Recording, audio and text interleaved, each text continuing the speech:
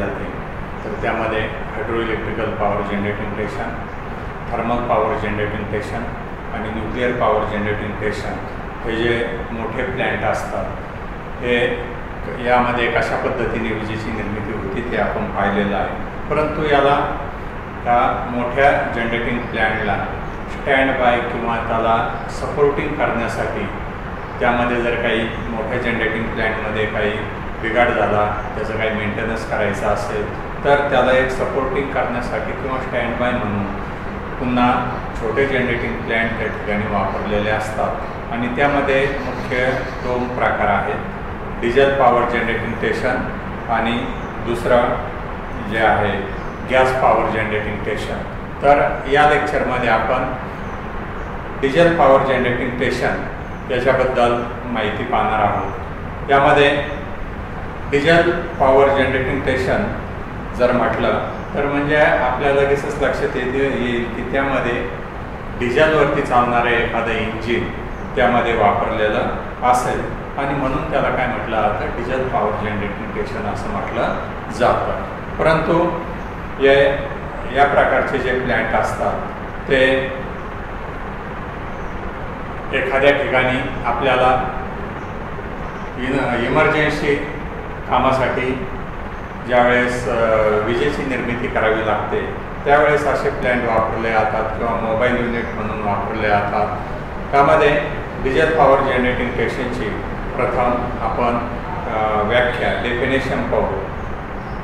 तर याची जर आपण डेफिनेशन पाहिली, ज्या जनरेटिंग स्टेशनमध्ये डिझेल इंजिन प्राइम मूवर म्हणून वापरतात त्या जनरेटिंग स्टेशनला डिझेल पॉवर जनरेटिंग स्टेशन असे म्हणतात. डिझेल इंजिनमध्ये इंधन म्हणून डिझेल वापरले जाते, त्यापासून यांत्रिक शक्ती निर्माण होते.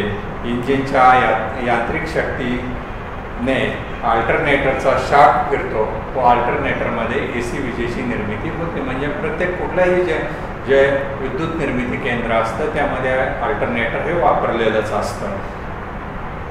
मोठ्या प्रमाणामध्ये ज्यावेळेस डिझेल इंजिनच्या सहाय्याने विजेची निर्मिती करायची असते त्यावेळेस त्या ठिकाणी काही जे अल्टरनेटरची क्षमता असेल त्या क्षमतेप्रमाणे त्या ठिकाणी डिझेल इंजिन वापरावं लागतं. परंतु छोट्या एखादं दुकान असेल किंवा एखादं काही समारंभ असेल तर त्यासाठी काही ठिकाणी पेट्रोल इंजिनसुद्धा वापरलं जातं. याचा महत्त्वाचा उद्देश एकच असतो का ते अल्टरनेटर जे असतं ते अल्टरनेटर कशाच्या तरी माध्यमाने आपल्याला फिरवायचं असतं आणि मग काही ठिकाणी डिझेल इंजिन वापरलं जाईल, काही ठिकाणी पेट्रोल इंजिन वापरलं जाईल, काही ठिकाणी केरोसिन इंजिन वापरलं जाईल. कुठलंही इंजिन वापरलं तरी त्या इंजिनचं फंक्शन एकच असणार आहे का त्यामध्ये मेकॅनिकल एनर्जी निर्माण करण्याचं काम या इंजिनच्या मार्फत होतं.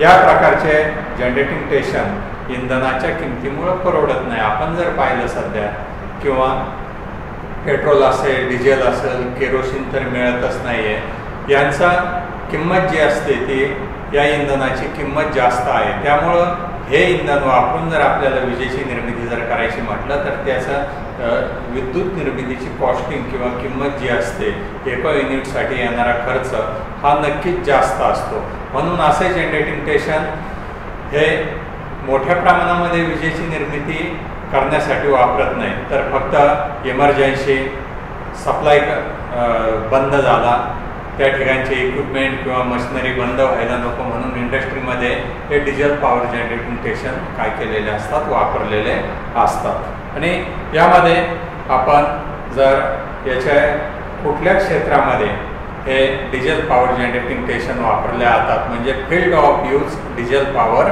स्टेशन, याच्यामध्ये जर पाहिलं तर पहिला याचा उपयोग आहे पीक लोड प्लॅन्ट.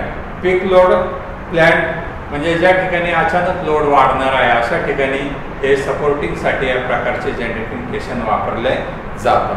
त्यानंतर मोबाईल प्लॅन्ट, समजा एखाद्या ठिकाणी काही शूटिंग वगैरे करायचं आहे किंवा मिलिटरीचा कॅम्प त्या ठिकाणी अरेंज केलेला आहे, काही NCCचा कॅम्प आहे, मग आपल्याला त्या ठिकाणी विजेची आवश्यकता असते, इलेक्ट्रिसिटीची आवश्यकता असते. मग अशा ठिकाणी ते डिझेल इंजिन आणि अल्टरनेटर हे एखाद्या व्हेकलवरती फिट केलेलं असतं आणि ती व्हील 4 व्हीलर व्हेकल जी असते ती त्या ठिकाणी नेऊन त्या ठिकाणी विजेची निर्मिती केली जाते, म्हणून अशा याला काय म्हटलं आता मोबाईल प्लॅन्ट असं म्हटलं जातं. त्यानंतर स्टँड बाय युनिट.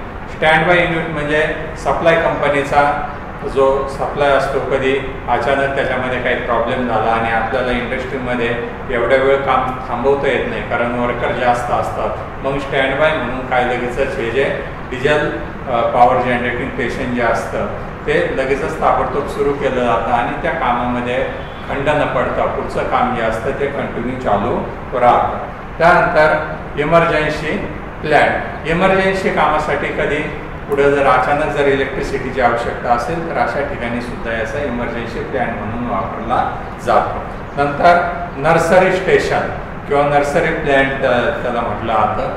हे ज्या ठिकाणी काही शेतीचे काम असेल किंवा काही आपल्याला थोडंफार त्या ठिकाणी नवीन रोपांची निर्मिती करायची असेल किंवा एखाद्या ठिकाणी एक दिवसापुरतंच आपल्याला इलेक्ट्रिसिटीची आवश्यकता असते, अशा ठिकाणी ज्यावेळेस हा प्लॅन्ट वापरला जातो तेव्हा त्याला काय म्हटलं जातं, नर्सरी प्लॅन्ट असं म्हटलं जातं. त्यानंतर स्टार्टिंग स्टेशन. समजा एखाद्या मोठ्या विद्युत निर्मिती केंद्राची निर्मिती करायची आपल्याला आणि निर्मिती करत असताना सुरुवातीला तर त्या ठिकाणी वेगवेगळे मशीन वापरावे लागतात आणि त्या मशीन वापरत असताना आपल्याला विजेची त्या ठिकाणी आवश्यकता असते. मग एखादं मोठं काम सुरू करायचं असेल तर अशा ठिकाणी हे स्टार्टिंग स्टेशन म्हणून त्या ठिकाणी वापरलेलं असतं.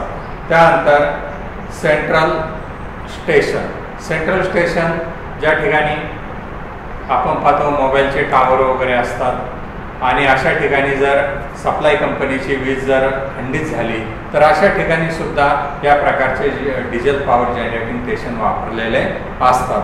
तर अशा प्रकारे याचा उपयोग साधारणपणे कुठे कुठे केला जातो तर peak load plant, mobile plant, standby unit, emergency plant, nursery plant, starting station आणि सेंट्रल स्टेशन इत्यादी कामासाठी या प्रकारचे डिझेल पॉवर जनरेटिंग स्टेशन जे असतात ते वापरले जातात. त्यानंतर आपल्याला पाहिजे schematic arrangement of diesel power station. म्हणजे डिझेल पॉवर स्टेशनमध्ये कुठले घटक त्या ठिकाणी वापरलेले असतात, कुठल्या मशिनरी वापरलेल्या असतात आणि त्यामध्ये प्रत्येकाचं कार्य जे असतं ते कार्य कशा पद्धतीने चालतं. यामध्ये आपण स्कीमॅटिक अरेंजमेंटमध्ये पहिला जर घटक म्हटलं तर त्या ठिकाणी वापरलेलं असतं महत्त्वाचं इंजिन. हे इंजिन जे असतं, मग इंजिन पेट्रोल इंजिन असेल किंवा डिझेल इंजिन असेल, मोठ्या प्रमाणामध्ये जास्त प्रमाणात जर आपल्याला विजेची निर्मिती करायची असेल तर त्या ठिकाणी डिझेल इंजिनचाच वापर केला जातो. जनरेटिंग स्टेशनमधील इंजिन हा महत्त्वाचा घटक आहे. इंजिनमुळे यांत्रिक शक्ती निर्माण करतात. इंजिन व अल्टरनेटरचा शाफ्ट एकमेकास कपलिंगच्या साहाय्याने जोडला जातो. म्हणजे ज्यावेळेस इंजिन सुरू होतं त्यावेळेस लगेचच अल्टरनेटर सुद्धा त्याच्यामुळं सुरू होतं. त्यानंतर सेकंड याच्यातला जो पार्ट आहे air filter and super heater. तर इंजिनमध्ये इंधनाचं ज्वलन होण्यासाठी हवेची गरज असते, कारण ऑक्सिजन असल्याशिवाय कुठल्याही पदार्थाचं ज्वलन होत नाही. वातावरणातील हवा आत घेतली जाते, त्यासाठी एअर फिल्टरचा त्या इंजिनमध्ये वापर केलेला असतो आणि त्यामुळे हवेतील धुळीकण वगैरे जे असतात त्या फिल्टर होऊनच इंजिनच्या आतमध्ये जातात आणि त्यामुळे ती आत जाणारी हवा जी असते ती शुद्ध होते आणि सुपरचार्जरमुळे इंजिनमधील हवेचा दाब वाढतो व त्यामुळे इंजिनची पॉवर वाढते. सुपरचार्जर हे इंजिनवरती चालते. म्हणजे हे जे सुपरचार्जर किंवा सुपर हिटर जे आहे याच्यामुळं जो त्या इंजिनला इंधनाचा जो पुरवठा होणार आहे तो शुद्ध स्वरूपामध्ये फिल्टर वगैरे होऊन ते जे इंधन असतं फ्यूल जे असतं ते इंजिनकडे जातं आणि त्या इंजिनमध्ये गेल्यानंतर ह्या इंधनाचं ज्वलन होण्यासाठी त्यामध्ये हवेची म्हणजेच ऑक्सिजनची आवश्यकता असते. एअर फिल्टरच्या साहाय्याने ती हवेतील धुळीकण फिल्टर होऊन त्या इंजिनच्या आतमध्ये पोहोचविले जातात. त्यानंतर थर्ड जो याच्यामध्ये तिसरा जो भाग असतो एक्झॉस्ट सिस्टम. तर या एक्झॉस्ट सिस्टममध्ये म्हणजे हे एक्झॉस्ट सिस्टम कशासाठी असते, आपण एक्झॉस्ट कशाला म्हटलं जातं, ज्यावेळेस आतील हवा जी असते ती बाहेर फेकली जाते त्याला एक्झॉस्ट असं म्हटलं जातं. तर इंजिनमध्ये जी उष्णता निर्माण होणार आहे आणि इंधनाचं ज्वलन झाल्यानंतर त्याच्यामध्ये जो धूर निर्माण होणार आहे तो धूर बाहेर टाकण्यासाठी एक्झॉस्ट सिस्टीम त्या ठिकाणी वापरलेली असते. तर यासाठी त्या इंजिनला काय वापरलेलं असतं, सायलेन्सर वापरलेलं असतं. यासाठी सायलेन्सर व कनेक्टिंग डक्ट्स वापरतात. एक्झॉस्ट गॅसचे तापमान अतिशय जास्त असते. या तापमानाचा उपयोग ऑइल व इंधन गरम करण्यासाठी केला जातो. कारण इंधन जर थोड्याफार प्रमाणामध्ये गरम करून त्या इंजिनकडे गेलं तर त्याचं ज्वलन लवकर होईल आणि त्या इंजिनची कार्यक्षमता वाढवण्यासाठी याच्यामुळं काय होईल, त्या ठिकाणी मदत होत असते. नंतर त्याच्यामध्ये पुढचा जो पार्ट आहे फ्यूल सिस्टीम, म्हणजे इंधनाची सिस्टीम त्याच्यामध्ये कशी वापरलेली आहे.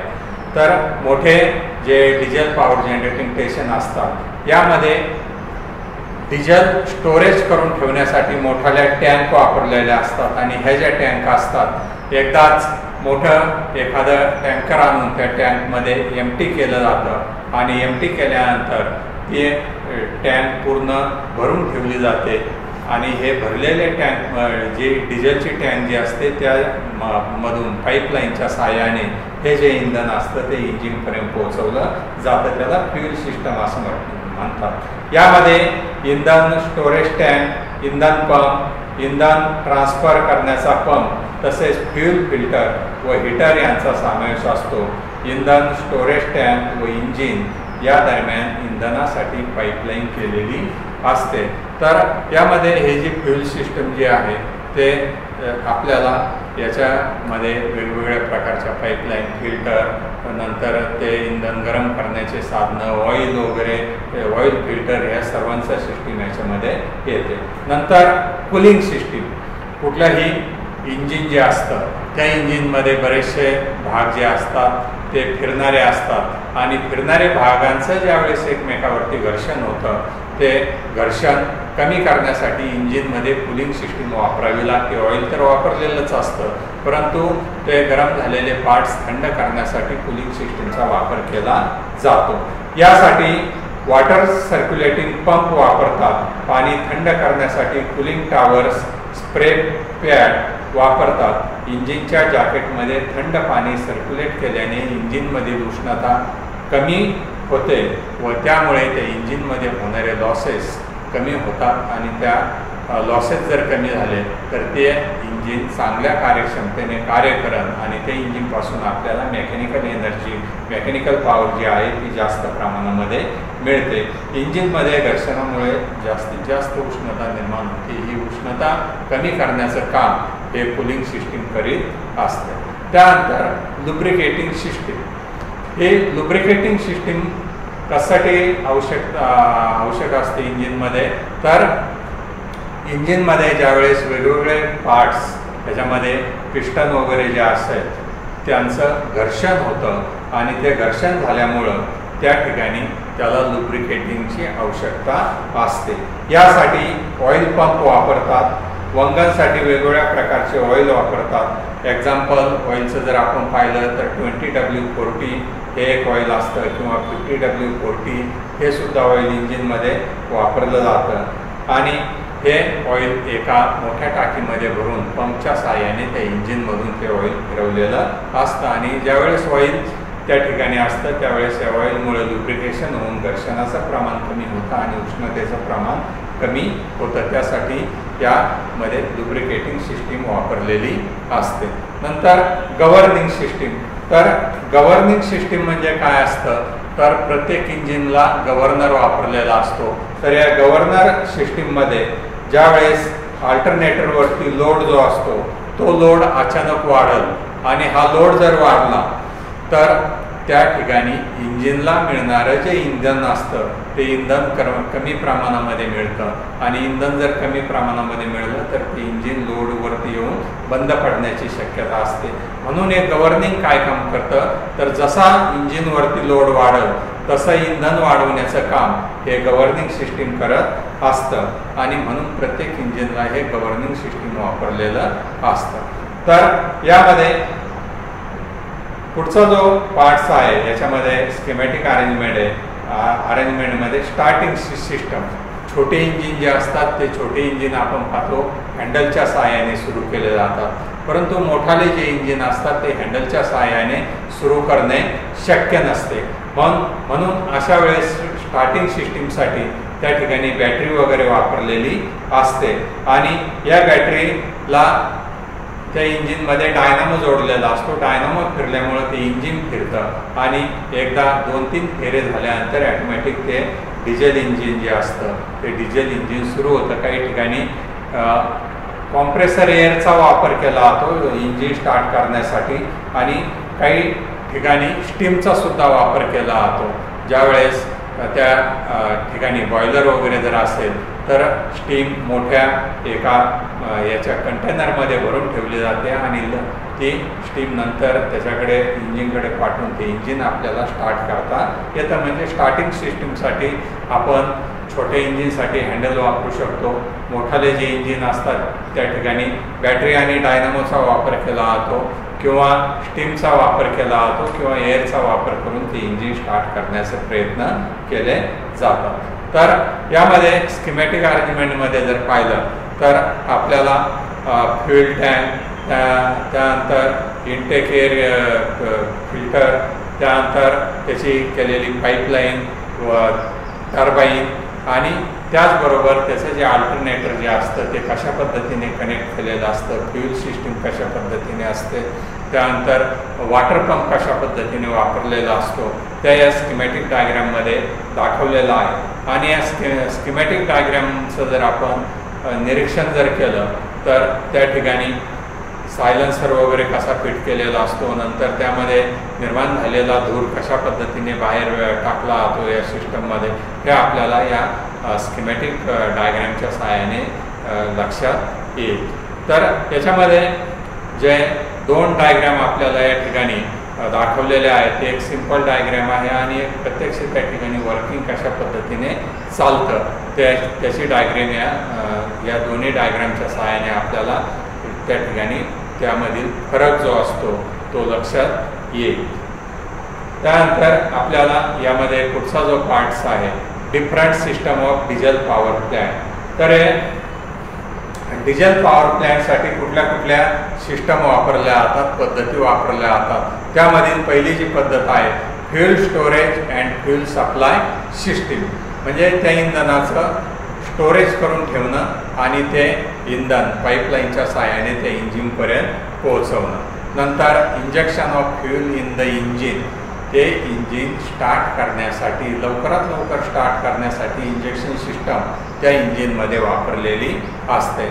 नंतर एअर सप्लाय सिस्टम, त्या इंजिनला एअर कशा पद्धतीने पुरवली जाते, एअर कशा पद्धतीने फिल्टर केली जाते, त्याला एअर सप्लाय सिस्टम असं म्हटलं जातं. नंतर एक्झॉस्ट सिस्टम त्या इंजिनमध्ये वापरलेली असते. वॉटर कूलिंग सिस्टम त्या इंजिनची कार्यक्षमता वाढवण्यासाठी वापरलेली असते. लुब्रिकेटिंग सिस्टम वापरलेली असते. स्टार्टिंग सिस्टम वापरलेली असते. गव्हर्निंग सिस्टम त्या ठिकाणी वापरलेली असते. आणि यामध्ये पुढचा जो टॉपिक आहे super charging of diesel engine. तर हे सुपर चार्जिंग कशाला म्हटलं जातं, इंजिनची कार्यक्षमता वाढवण्यासाठी इंजिन सुपर चार्जिंग करावे लागते. यासाठी इंधन जास्त खर्च होते.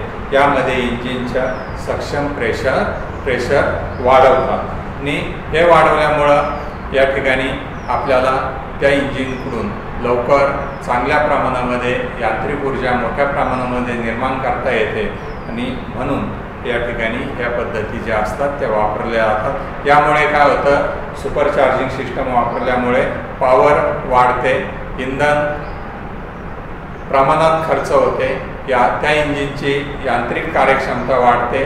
इंजिनचे स्ट्रोक जे असतात पिस्टनचे ते स्ट्रोक व्यवस्थित पडतात आणि इंजिनचं नॉकिंगचे प्रमाण जे असतं ते नॉकिंगचं प्रमाण कमी होतं. तर अशा पद्धतीने हे सुपर चार्जिंग पद्धतीमुळं या ठिकाणी त्या इंजिनची कार्यक्षमता वगैरे वाढवण्याचे प्रयत्न केले जातात। नंतर हे जे डिझेल पॉवर जनरेटिंग स्टेशन जे असतं याचे ॲडव्हान्टेजेस फायदे काय काय आहेत, यामध्ये पहिला ॲडव्हान्टेजेस जर पाहिला आपण, डिझेल पॉवर प्लॅन्टची कार्यक्षमता ही थर्मल पॉवर प्लॅन्टपेक्षा जास्त असते। म्हणजे coal based thermal power plant जर पाहिलं तर त्याची कार्यक्षमता ही फक्त 50 ते 60% असते, कारण कोळशामध्ये निर्माण होणारी ऊर्जा बऱ्याच प्रमाणामध्ये वाया जाते, पुन्हा निर्माण होणारी वाफ बऱ्याच प्रमाणामध्ये वाया जाते। म्हणून याचे ॲडव्हान्टेजेस काय आहे डिझेल पॉवर प्लॅन्टचं, तर याची थर्मल पॉवर प्लॅन्टपेक्षा कार्यक्षमता जी असते ती जास्त असते। सेकंड ॲडव्हान्टेजेस, सुरुवातीस खर्च जो असतो तो कमी येतो, कारण याच्यासाठी जागा कमी लागते, त्यामुळे याचा सुरुवातीचा खर्च कमी आहे। यामध्ये स्टँड बाय लॉसेस नसतात, त्याच्यामध्ये होणारे लॉसेस जे असतात ते लॉसेस कमी प्रमाणात होतात आणि त्यामुळे स्टँड बाय लॉसेस नसतात। जनरेटिंग स्टेशन सुरू करणे सोपे असते, कारण त्या ठिकाणी इंजिन आणि अल्टरनेटर यांचा जो कंप्लीट सेट जो असतो तो व्यवस्थित आपण जर फिटिंग वगैरे केला तर आपल्याला त्या ठिकाणी तो सुरू करणे सोपे असते। त्यानंतर पुढचं जे ॲडव्हान्टेजेस आहे याचं, जनरेटिंग स्टेशन उभारणीसाठी वेळ कमी लागतो, अतिशय म्हणजे जास्तीत जास्त त्या ठिकाणी फाउंडेशन केल्यानंतर 1 ते 2 आठवड्यामध्ये आपल्याला त्या ठिकाणी जनरेटिंग स्टेशन सुरू करता येतं। आणि महत्त्वाचं आहे याच्यामध्ये जास्त कुशल कारागिराची आवश्यकता नसते। मोठाले जे जनरेटिंग स्टेशन असतात त्या ठिकाणी कुशल कारागिराची आवश्यकता असते, परंतु इथं कुशल कारागिराची आवश्यकता नसते।